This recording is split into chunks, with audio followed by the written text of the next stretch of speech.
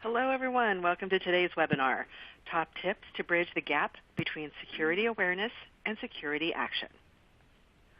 I'm Teresa Resick, the Director of Online Events here at AIIM, and AIIM is your host and producer of today's webinar. And with me today are John Mancini from AIIM and Anthony DeBello of OpenText. OpenText is the underwriter of today's webinar, and we thank them for their support. And thank you, everyone, for taking the time to join us today. And as we get started, just want to offer a few quick tips for participating in today's webinar. By joining our event live, you can resize the windows in front of you. You can open the group chat to message with each other and also with us at AIIM. You can also download the resources that we have available for you. Do ask questions of the speakers with the Q&A feature, and we'll do our best to get to them later in our webcast. But also later, I would greatly appreciate it if you would take the survey, because I really do value your feedback. This webinar is being recorded, and it will be posted to AIIM.org's Resources Webinars page in just a few days. And I do want to introduce the speakers that we have with us today. And first up, I'll introduce John Mancini, and he's the Chief Evangelist here at AIIM. And he is a well-known author and speaker on information management and digital transformation. And as a frequent keynote speaker, John offers his expertise on digital transformation and the struggle to overcome information chaos with intelligent information management. He has published scores of ebooks, many of which can be found at aim.org/research. And the second speaker we have with us today is a 13-year veteran of the cybersecurity and digital forensic incident response sector. And Anthony DeBello serves as the Senior Director of Market Development for OpenText, where he leads strategic planning and direction for cybersecurity solutions. So right now, I'm going to turn things over to John Mancini to begin our talk today. John? Thank you, Teresa. It's really a pleasure to be here today, and it's especially a pleasure to be here with Anthony. I'm really excited about today because I think it'll give a little different slant on this question of governance and security than is maybe usually typical for an AIIM audience. And that was reflected in Anthony's bio, in which you heard a lot about cybersecurity and digital forensic incident response. And so this idea that governance is something that doesn't just cover content, but it's also something that, extends into the realm of data, and that there's actually a need for a much more strategic approach to managing both is really, I think, at the heart of the portfolio that Anthony has. And so I'm really looking forward to that today to walk through that. So the way we'll do this webinar today, those of you that have been on webinars with me in the past know I like to do this, is that at each section I'll tee up a couple of remarks to start off, and then Anthony and I will have a bit of conversation about them. And that way, hopefully, we'll keep things lively and keep things moving along. So thank you all for being here. We really do appreciate your attendance and your support of these webinars. So the first thing I thought I'd start with is a little bit of a sense of, what's different now? Why are some of these issues so paramount right now at this particular point in time? And so this was a question we asked on an AIM survey about 2 months ago, and it really reflected for me the dynamic that's going on in the marketplace in terms of the explosion of information that organizations have to wrestle with. And so the question was, think about the huge amounts of data and information currently coming into your organization. Call that X. What do you think it's going to be in 2 years? And the part that was pretty dramatic for me is that on average, if people see the current volume as X, in 2 years, the average respondent saw the volume as 4.2X. And so what that says is that you can't think of these questions in the same way that you always have thought about these questions. You can't think of them in terms of the manual approaches that have been somewhat typical of the way people have approached this. You need a much more holistic approach, a much more systematic and strategic approach in which you use technology to help manage this influx of information. It's reflected in people's opinions of how this manifests itself within their organization. So it's pretty common these days for folks to say, we're in a digital world, that the way in which people manage digital assets is increasingly important in terms of the management of their organizations and the strategic advantage that they achieve. And so this question of how they deal with the growth of information, how they deal with information overload, how they deal with information chaos really becomes critical. And you can see that people are feeling the pain, if you will, in response to the question, how big a problem is information overload and information chaos in your organization? And what you can see there is that 75% of the folks that we surveyed basically see this as a pretty important problem for them. And the reason that becomes particularly important is in an environment in which the way you manage your digital assets is a core determinant of competitiveness and leadership. This chaos is something that becomes something that's not just a matter of hygiene, it becomes a strategic issue for organizations to deal with. And so I thought maybe just pause here for a second before hopping into the 4 questions I really want to explore with Anthony. And, Anthony, do you see folks in your community and some of the constituency you deal with on a daily basis wrestling with the implications of this kind of enormous growth? Absolutely, and it's not just the growth of data, but the complexity being introduced in the enterprise networks, right? All the machines aren't all connected all the time. Some content and data may be in the cloud, some on-prem. So there's a number of different vectors, I think, that we see our customers kind of grappling with at the same time, which isn't easy. Yeah, I think when we've talked about this in the past, and there's actually a companion ebook that goes along with this webinar that we're doing today, in which I explore this a bit, is that, it's not just a question of volume. It's a question of complexity of type, complexity of location, complexity of source, complexity of endpoint, and all of that requires something that's much more strategic in how you view it. So let's hop into the questions and kind of explore these in a little bit of detail. And again, what I'd like to do is tee this up from the perspective of giving you a bit of data to think about and then exploring it kind of in real life, if you will, with Anthony. So here's the 4 questions that I thought we would explore today. One is a question of, where do we focus our efforts and maybe why we need to elevate the conversation a bit. Secondly, talk about the age-old nemesis in this space, which is information disposition and why that becomes important. Thirdly, talk a little bit about policy compliance. That's kind of the black sheep a bit of the information governance space. Everybody focuses a lot on the information itself, but the policy environment that surrounds the management of information is also pretty manual in most organizations, and that becomes a challenge, I think, moving forward. And lastly, I'd make the case that information security is critical to the future of digital business in organizations, and maybe explore a couple data points related to that. So let's hop in and talk about why I think that we need to shift this conversation to higher ground.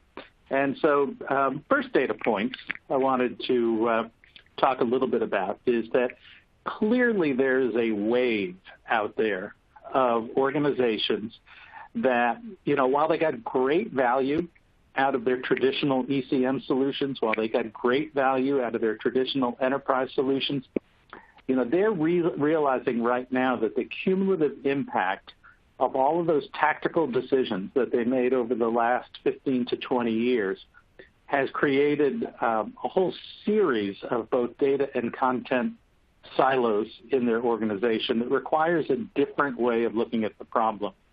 And so this is pretty dramatic when you look at this. Do you agree or disagree? Our information management strategy needs to be modernized to meet modern problems.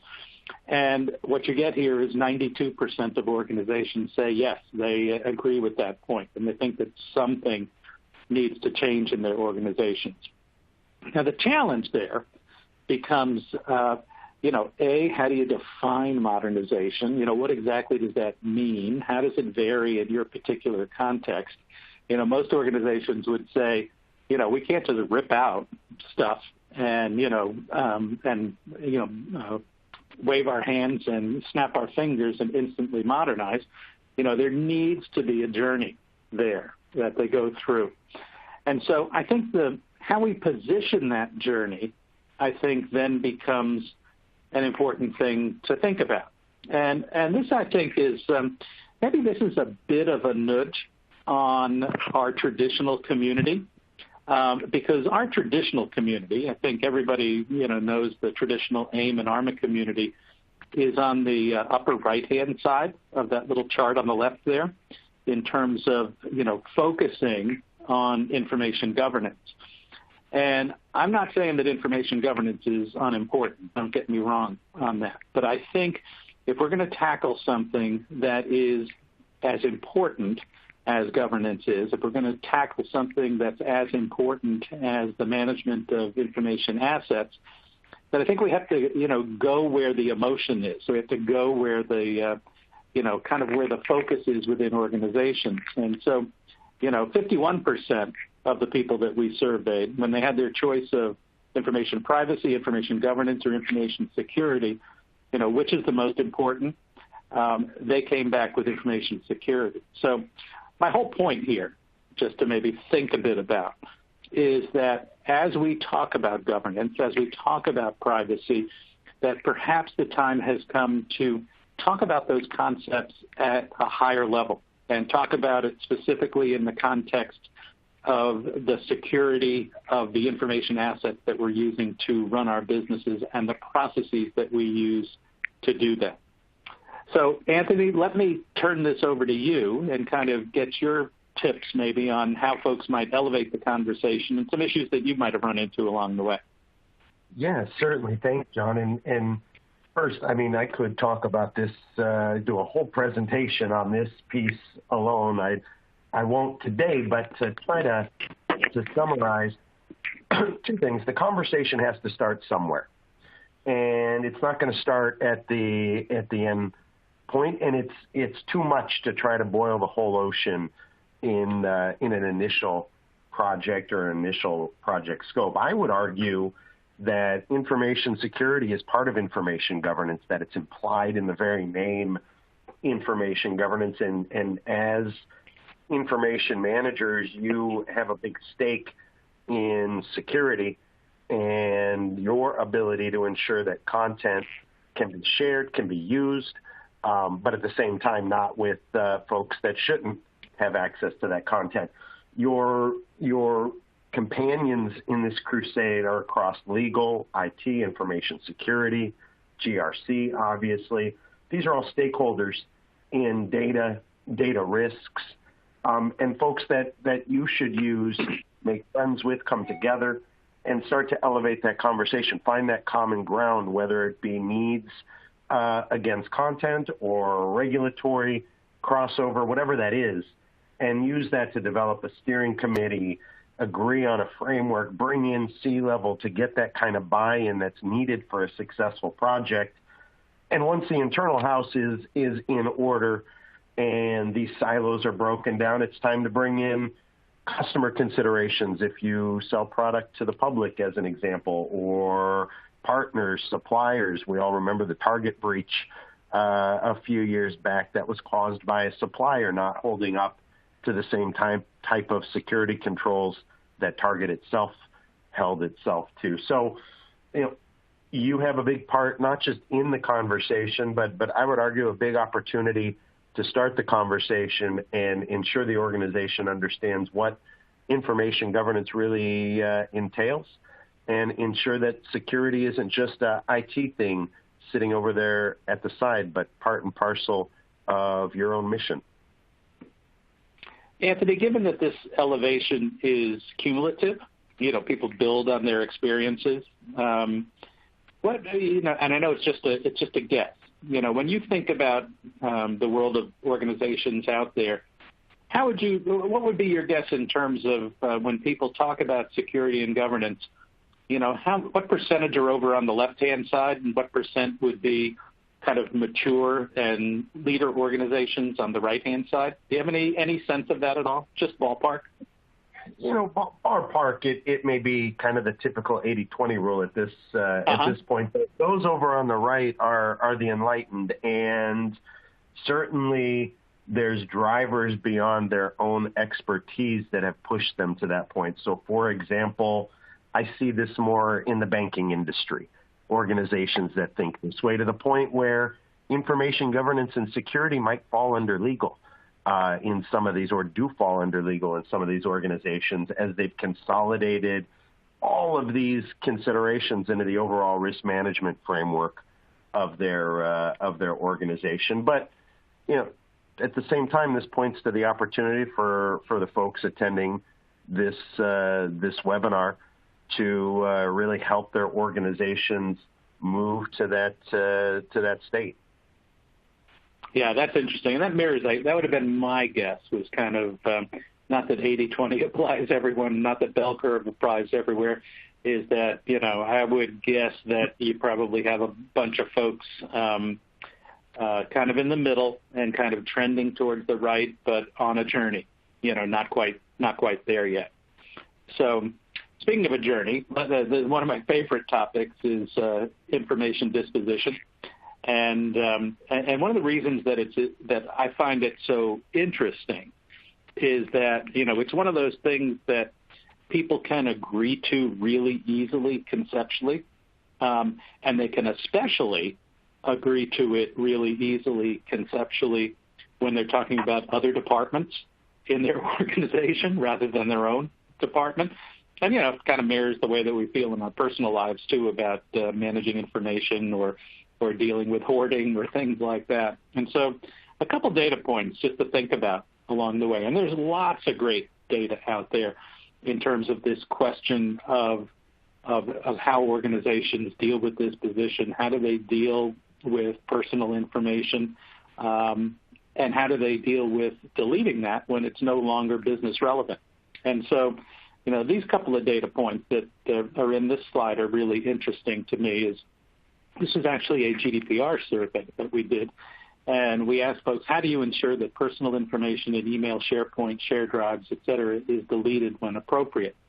And if you look at the fine print there, you have 40% saying that they have manual processes for doing this. You have 18% that say have no processes, and less than 40% say they've automated this process.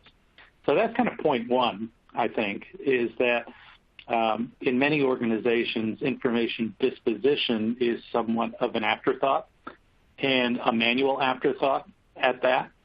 And when you think about the growth of information that we talked about to start this webinar, that's a recipe for not really being able to bail out the boat quickly enough as information comes into the organization. And so then this question it really reinforces that point, which was describe the process that your organization uses to routinely dispose of data and content that's no longer needed or required. And what you can see there in those orange bars, which add up to 62%, is that many organizations have essentially given up on this question of dealing with redundant, obsolete, and trivial information and data and content. And they've either relegated it to manual approaches, or they've just decided we're going to keep everything for the time being, and they've sort of deferred that decision. And so as you've confronted people, maybe, Anthony, you could talk a little bit about, what's wrong with that? Well, why shouldn't people just save everything? Storage is cheap, why not? Sure. Well, information hygiene addresses a lot of different risks that businesses are facing today. And in fact, this reflecting back to starting the conversation, the risks around something like overattention may be a good place for the audience to start that initial conversation, to find that common ground with these other stakeholders, in that, there's certainly compliance mandates that limit our desire to keep everything. That is to say, the payment card industry data security standard has a mandate saying we must dispose of certain types of credit card data at a certain time. GDPR means we have to have an ability to remove data from our environment if there's a subject matter expert access request and a subsequent right to be forgotten. In legal, the risk of over-retention can lead to a smoking gun or risk to a lawsuit in that if I can prove to courts, as an example, that I can enforce my retention policy and certain documents for discovery fall outside that policy, I don't have to produce those documents. I'm protecting my business by ensuring retention policies are enforced. Security, errant data is there for theft. We want to be able to control where the information needed to run our business is to reduce the risks of someone deciding to make off with that data or be a risk to a phishing attack. And certainly decision-making, if I'm a new employee and I have old data that's presented to me from a prior employee in my role, I could make decisions based on that bad data and lead to other inefficiencies in the business. So, it really causes problems and likely is causing maybe unnoticed problems within organizations today because of over-retention and inability to enforce those retention policies and other related policy. Yeah, I like this chart because for two reasons. One is that it highlights that the risks aren't generic. They vary depending on where you sit. So, and then the second reason I like it is that it reinforces back that first chart that you had, where you talk about steering committees and talk about collecting the various stakeholders. Because if you're going to attack, this cluster of risks, you need the people that care about these things to be sitting at the table. And if they're not sitting at the table, then you run a risk of oversimplifying and, having to go back later on and try to address their concerns. That's right. So let's shift gears a bit and talk about policy compliance. And what I'm driving at here is, and this is some interesting research that we actually did earlier last year, in which we explored not so much how individual assets are managed, but we explored how people manage the process of managing those assets, if you kind of catch the difference that I'm talking about here. And so some of these questions were pretty interesting.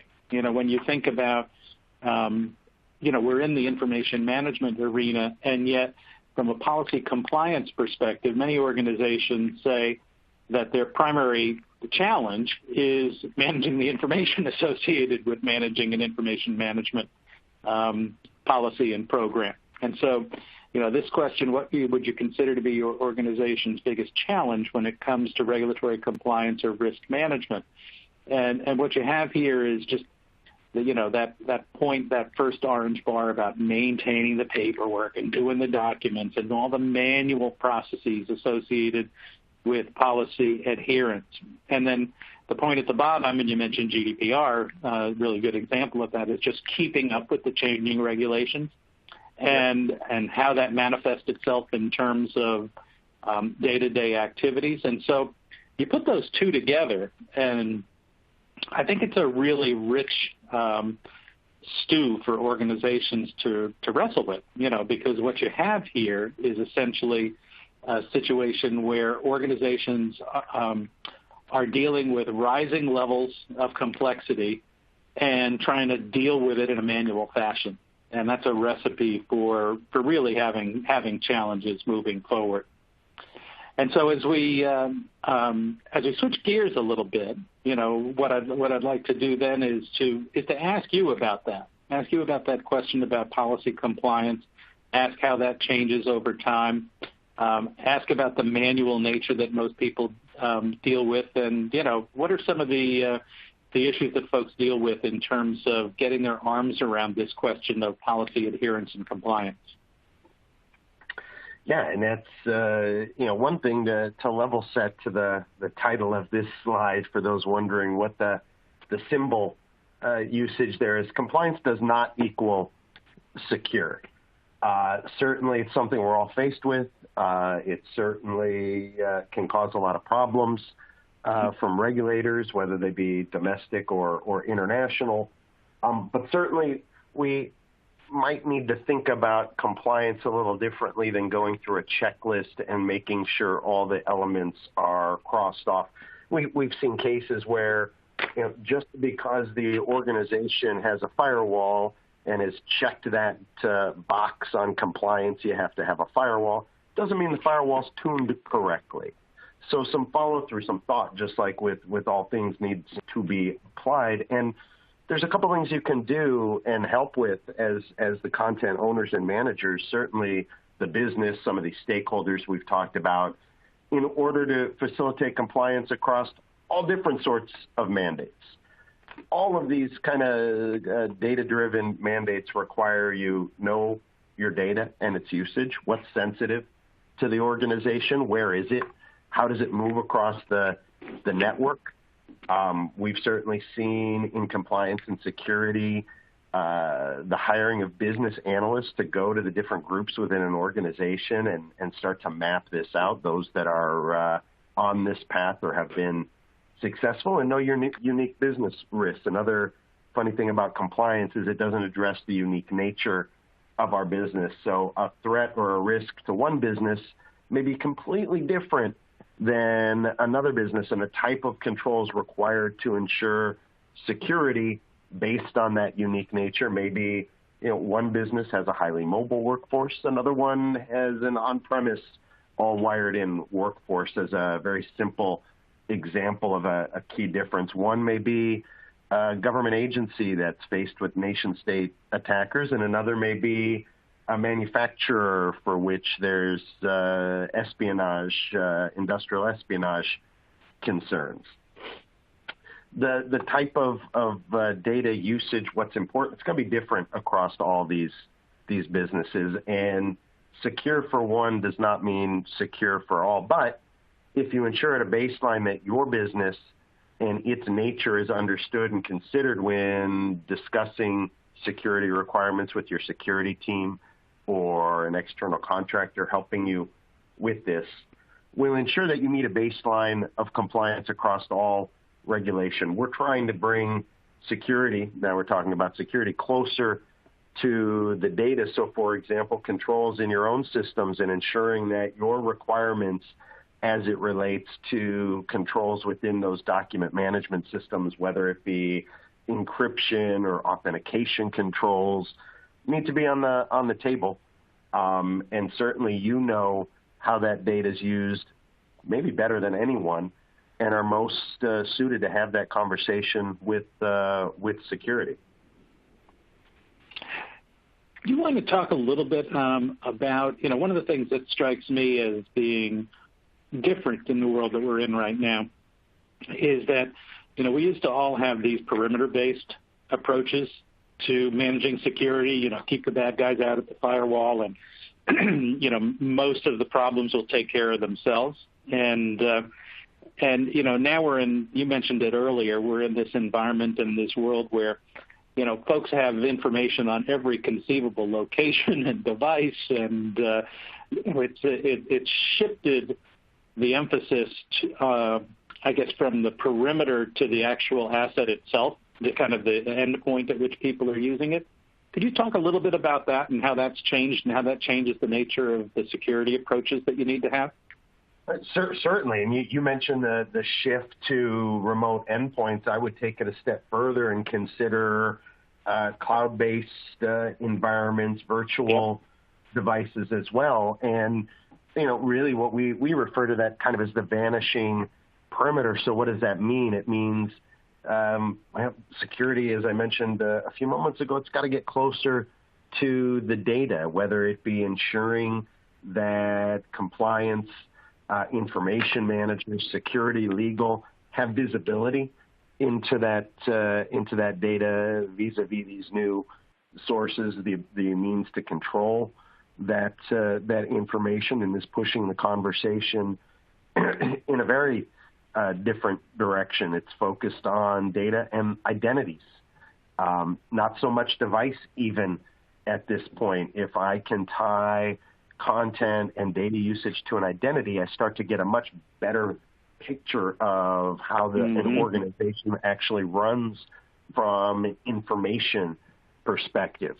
So securing both those identities and the data is really where we're focused, and where I see not just the industry shifting, but conversations with our chief information security officer, customers, and such is really focusing more on that data visibility aspect, which again requires a partnership with folks that are on this call. Yeah, interesting, very interesting. My last question is maybe just a broader question to start to think about, the tie between security and governance, and and how do you conduct business in the next generation of digital business that organizations are striving for. And so, kind of a couple of data points to think about along the way. And, this one focuses on information coming into the organization. And for me, I think this represents a lot of opportunity because when we ask folks, and these aren't necessarily content-y kinds of people, do you agree or disagree that digitizing and standardizing business inputs is one of the key bottlenecks for digital transformation? You get this overwhelming response that, yes, that's a key point in terms of dealing with the rising tide of information chaos, is capturing things and organizing things and standardizing things as close to the point of origin as possible. And so, again, for folks in this space, whether it's on the content side or the data side, dealing with these questions on the front end becomes a much more important and strategic concern than we had in the past, in which, in some ways you could kind of view this in the past when it was more manual in nature and the volumes were less, that you could kind of go back and deal with this like someday, but you can't do that anymore.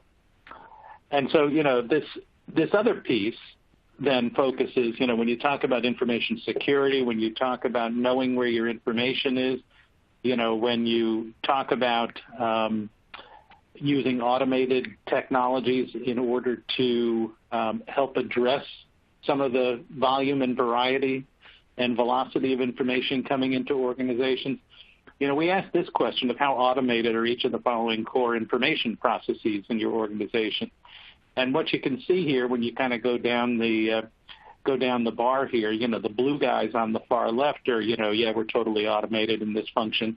75% is the orange bar. And the interesting ones for me are that, everything to the right of that, where basically for pretty much across all these different kinds of automated technologies, folks are at a pretty nascent level in terms of utilizing these to tackle the question of information and security moving forward.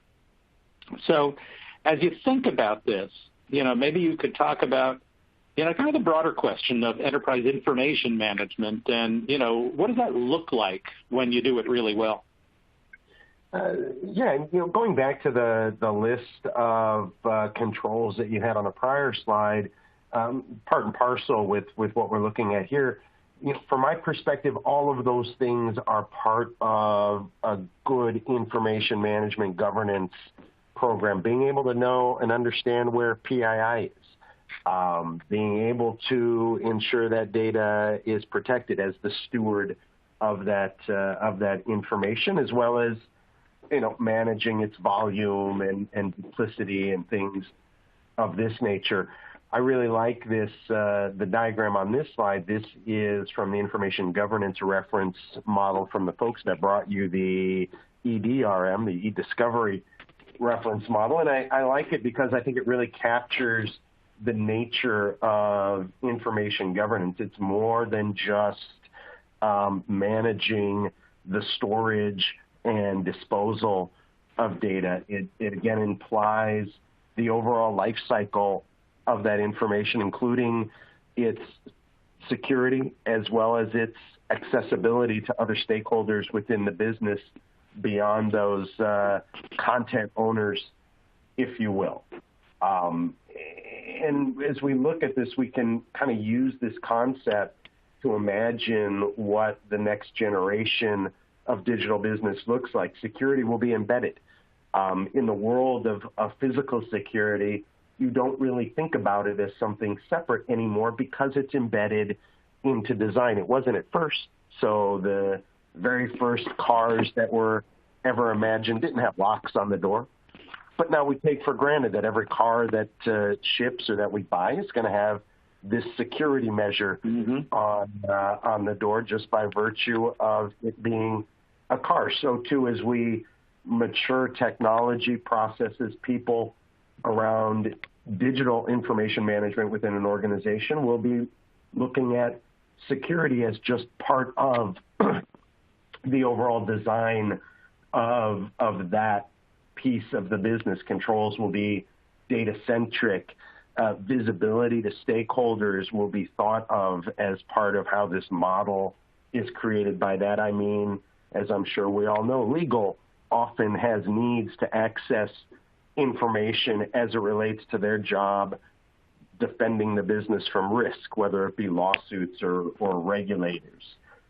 In some businesses, it's very difficult for legal to identify that information in an easy way when you think about a global dispersed business, as some of you no doubt are. Having that built in as part of the design process will only make that easier and make your jobs easier, as that will alleviate the need to spend a lot of time addressing legal requests in this use case.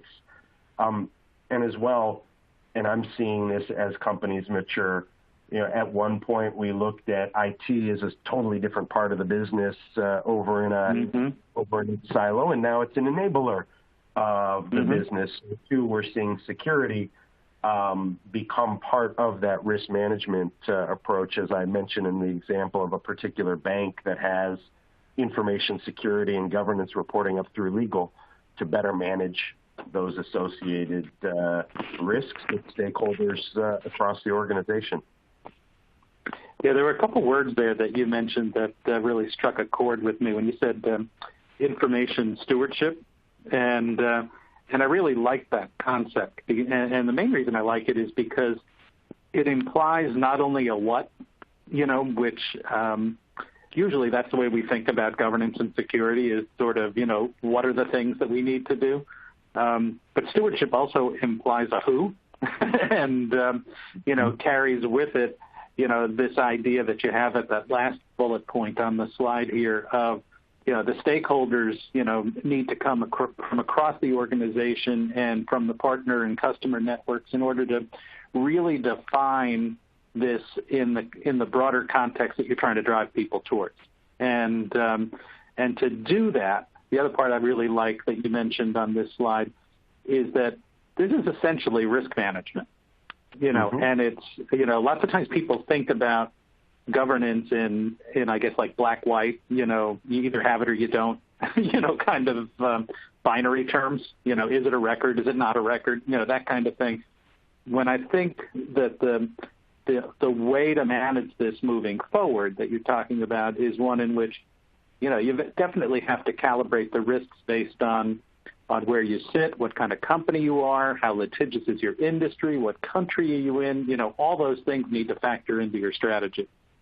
Yep.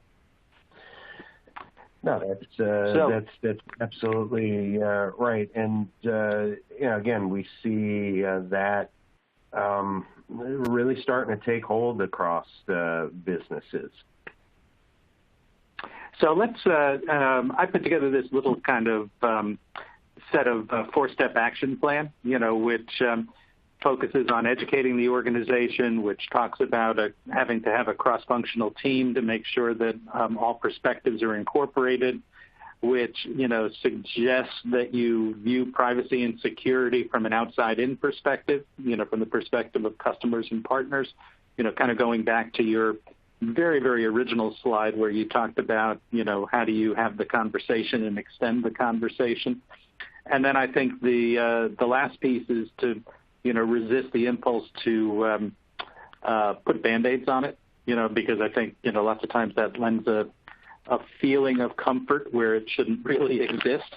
And so, maybe you could talk about that a little bit in terms of expanding, how OpenText itself looks at this in terms of some of the solutions that you have relative to that previous slide that you put up.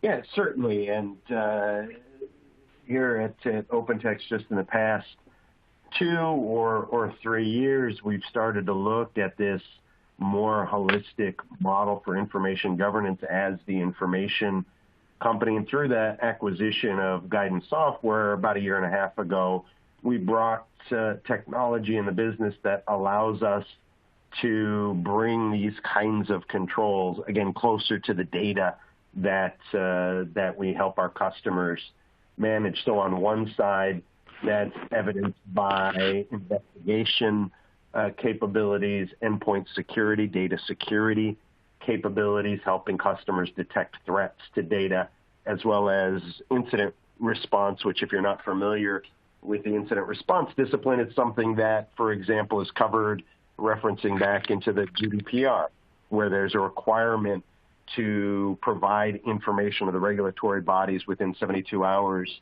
of detecting a breach, what data was affected, what's the scope, things of this nature. That is what we help our customers do on that side. On the legal side, we also talk about being able to discover information for legal litigation purposes across the enterprise through NCASE e-discovery, and the ability to identify sensitive information across the environment. One of the biggest challenges our information security customers have, which you may find interesting, is simply a lack of visibility into what they're being asked to protect, which you can only imagine really multiplies the challenge they're faced with trying to apply equal controls across an enterprise because there's no visibility into what's really important to the enterprise. So we also help those security teams audit endpoints for sensitive information to help them answer the question, where is the data we're trying to protect? Yeah, I think that question of you can't really have an effective risk-based approach to this unless you understand where the risk is, and you add to that. I think if you don't have that kind of an approach, then you're in a boil the ocean kind of a mindset, and you can't really be successful at your mission. We don't have unlimited budgets to secure everything. We don't have unlimited time to monitor everything. Automation is needed, the ability to not only detect but integrate with other systems to automate actions that might need to be taken after some kind of threat is detected, and an ability to understand, again, how data is supposed to be used and where it is. These are some of the concepts that are driving next generation information security, being able to leverage, let's call it a normal state and an understanding of a normal state in order to more quickly identify threats to the data that we're trying to protect. For example, an individual who's logging on to machines at an unusual time of the day, depending on our policies, that may be a potential threat that a team needs to go look at before data is leaving the building. And really that leads to the point we're sharing now on screen. If I could give any advice as something you could do tomorrow without having to buy any technology or talk to any consultants, go make friends with somebody on the legal team that cares about problems and risks related to data. Inside counsel, someone on that team certainly has interest in what you do, and starting that conversation, maybe bringing in someone from information security, just going out to lunch to get to know each other. It's going to go a long way when it comes to delivering on the missions all three of these groups need to achieve. That's terrific, and I just wanted to remind everybody that I did put together kind of a summary of some of the topics that we talked about here, calling it Bridging the Gap Between Security Awareness and Action, Executive Guide to Managing Information Risk. And so, please make sure that you get a copy of that as a participant on this webinar. And, sort of with that, I think I might turn this back over to Teresa, and perhaps you can walk us through some questions. I would love to do that. We've been listening to John Mancini of AIIM and Anthony DeBello of OpenText. And with this ebook that John just mentioned, the link to that is in the resources section. So just go over there, click on that, and it'll open in a new browser tab for you, and that way you can save it and get all the details after the event. So taking your questions here, one of the things, Anthony, I want to start this first question with you. And someone is asking, are there any differences or nuances in managing data versus content? Yeah, I mean, the biggest nuance would be the means with which you can gain visibility. So when I think of data and content, if you're thinking differently, please let me know. I think of the information that employees are creating and using all day, and then on the other side as the content, and then as the data, I'm thinking about things like metadata, information about the information. And I think both of these elements are just as important as one another. So if I'm a bad guy, I don't really need to have visibility in the content in order to find data that points me in the direction of valuable content. That is to say, information stored in metadata. If I know, for example, the name of the lead engineer at a company, maybe I'm just looking for stuff with that individual's name and considering it all things I want to steal as potential secret plans or whatever that might be. So, in thinking about them, I would think about data and information as one and the same, other than ensuring you have the right controls, giving visibility into both data and content. Okay. Someone's asking, how can employees best enable the information governance, information security maturity? I mean, as employees now thinking about data and content creators, similar to information security, training, ongoing training, policies, controls on the system, if necessary, that is to say, only being able to save information in certain locations. It's always going to be the weakest link, employees, the mass of employees. Now, as individuals within a department, as I mentioned earlier, the best thing to do is start making friends with stakeholders in those organizations and understand what you have in common from a data and data risk perspective. And John, do you have anything to add? Yeah, no, I think that's a really important point, and viewing that through the context of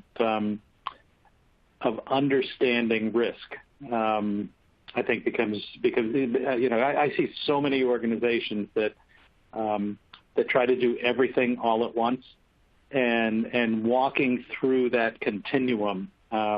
That was one of the slides I really liked the best in terms of elevating that conversation. It doesn't happen overnight, and so you've got to crawl before you walk. You got to walk before you run, but you have to keep that forward momentum going at all times. That's right. Anthony, I want to squeeze in another question here, and for the folks on the call who are familiar with OpenText, what does this strategy mean going forward? For those that are familiar with OpenText as the information company, think of the moves or things you've been seeing out of OpenText over the past couple years as a move to bring insight to the content that we've been helping you manage for as long as you've been a customer of OpenText. We're doing that through not just bringing security insights into data, visibility for compliance reasons into data, but also starting to leverage things like machine learning and augmented intelligence to automate some of the heavy lifting as it pertains to making decisions or decisions about the data presentation or results of different actions taken with some of the technology that we've begun to adopt. We've brought on board an IoT identity access management technology as another example of how we're broadening our reach across things, devices, content stores to really be able to manage information as holistically as we were talking as an ideal state on this call today. To point, there's a lot that you can do, but there's also a lot that we need to do in order to make it easy to implement some of these concepts within your organization, and that's where we're moving. Okay. Well, thank you. Just want to mention to the audience, as you may know, that the AIIM conference is coming up, and I can't believe it's just about 2 months away. So join us in San Diego, and it is in March. And one of our keynote speakers will be Blake Morgan, and she's a customer experience futurist. And our overflowing agenda is filling up with dozens of speakers and roundtable sessions and brain dates. And there's just so much more. I love going to our conferences. Our pricing for the conference registration will increase on February 1st, so reserve your spot today. And for all of that information, just go to aimconference.com. And then also, my training department has asked me to share this with you, that we have launched a new training course called Practical Artificial Intelligence for the Information Professional. And we're currently offering a $100 discount off of the course when you use this promo code Intelligence2019, and that expires on January 31st. And so when you download a PDF of the slides, you can get all this information linked to this training class and take advantage of this new course on practical artificial intelligence. I took a quick peek at that, and it's some really valuable information in there. So I encourage you to check that out. And because we're at the end of our webinar time, just a few last reminders for you that we have recorded things, so feel free to, we'll send the replay link out to you so you can catch any additional things and invite others to listen to this talk that we've had today. Do download those resources. There are some really cool informational links in there, and do please take our feedback survey. So I do want to thank our underwriter, OpenText. Without the support from our solution providers, AIM would not be able to bring you these free educational programs like our webinars. So thank you, OpenText. I do appreciate your support. And as we do bring things to a close today, I just want to leave you with our speakers' closing thoughts. And I'm going to start first with Anthony DeBello of OpenText. Your closing thoughts today.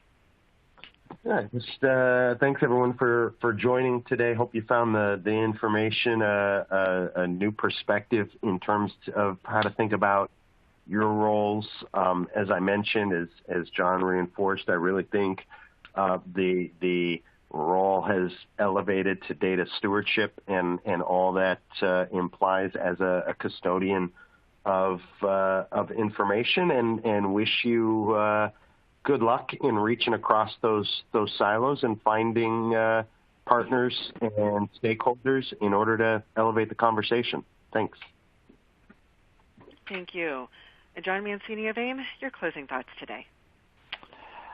Just my last thing is, I think it's a particularly exciting time, and I just want, reflecting on the previous slide that you talked about, the new AIM course on practical artificial intelligence, and then reflecting a bit on Anthony's last point in the question section, in which he talked about some of the acquisitions that OpenText has made, basically with the target of building capabilities to generate more insights, both about information and more insights about how to use and apply information. That's not just an OpenText point, as reflected in our course. It's a really interesting time in that I sense that there's this inflection point going on in which the way in which we apply technology to the next generation of information challenges and then use that technology to extract insight, and whether that insight is used for compliance purposes or risk mitigation purposes or value creation purposes. It's really a pretty exciting time. Well, thank you, John. And thank you, everyone, for your time today. For AIM, this is Teresa Resick. We will see you at our next event.